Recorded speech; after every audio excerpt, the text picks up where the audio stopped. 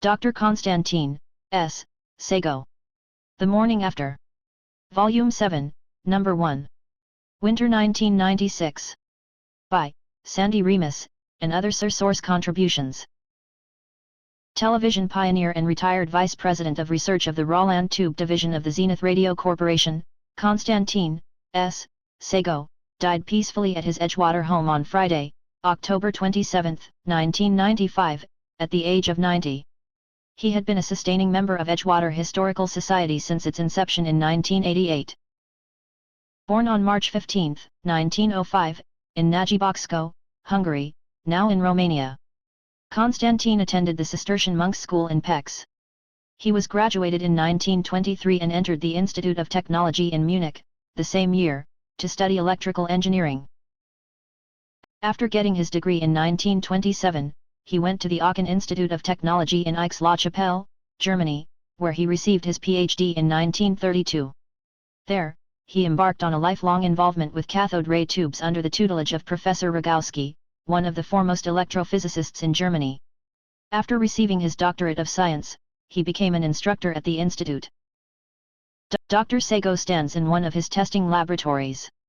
His outstanding accomplishments in cathode ray tube research impacted modern-day television, movie theater projection, radar, X-rays, air traffic control, military night vision, and pioneering work in fiber optics. In 1934, he went to Glasgow, with his first wife Anna, a prominent sculptor, and worked for a year at the Royal Technical College.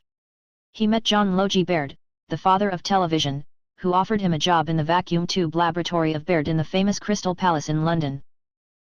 World War II interrupted his work on theatre-size projection television, and Dr. Szegho, who is a Hungarian national, could not be drafted, was sent to New York in 1940 to continue his work there, where TV was still just a laboratory item.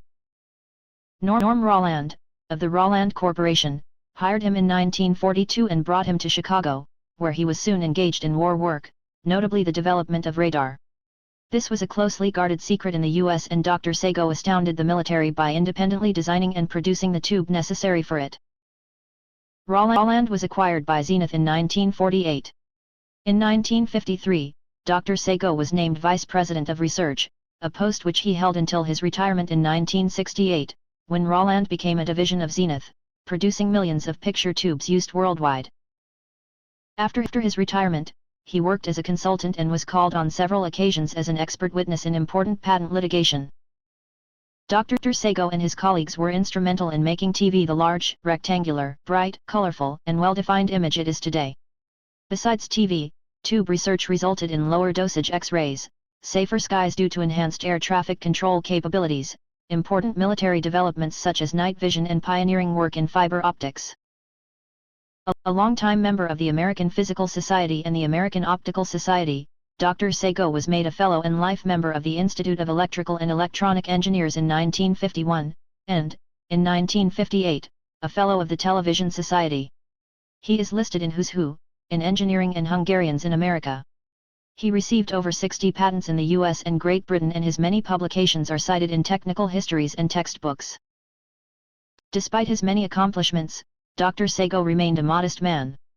He was revered by his colleagues and helped many of his young lab assistants on their way to prominent careers of their own.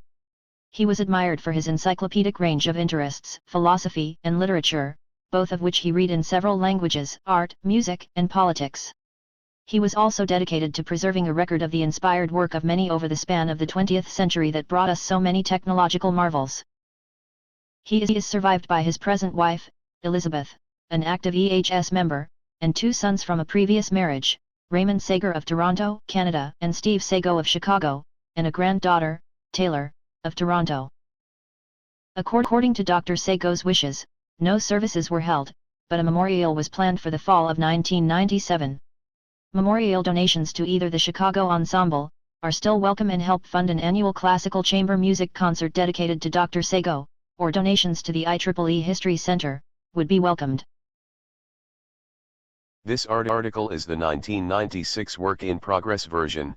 The final version was published in the Edgewater Scrapbook, Volume 8, Number 1, 1997, under the title, The Morning After.